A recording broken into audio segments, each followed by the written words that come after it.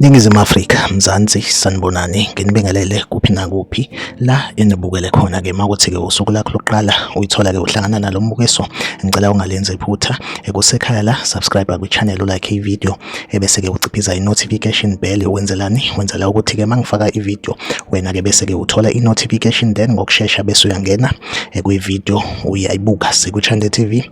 Siyaqinisekisa-ke ukuthi-ke sikulethela-ke lolu daba olusuke lusemathini ngalolo suku ingane kwethu lapha endaweni yaseThekwini eNanda kwaBesta. Isigameko esisanda kwenzeka kuthiwa-ke abafana abancane ngendlela eyisimanga okusolakala ukuthi-ke nabo bangamalunga eqembu lemgulukudu elakhona-ke lapha endaweni-ke yaseNanda. Kuthiwa-ke lapha kwaBesta kunesigameko esisanda kwenzeka lapha kuthiwa-ke abafana abancane bebedubulana-ke namaphoyisa-ke ngebhadi-ke amaphoyisa amabili alimalile aseke esiphuthunyiswa esibhedlela, kodwa-ke akekho oshonile kulesa sigameko esenzeke khona-ke lapha kwaBesta eNanda. Esithemba ukuthi-ke amaphoyisa azobathola kungekudala bayisusile kwezikamkhanazi. Like i-video, usubscribe kwi-channel, uphinde ucommente kwi-comment section ungitshela ukuthi kuthini ukuphawula kwakho ngalolu daba la kwi-Chande TV. Ngizohlezi ngikhona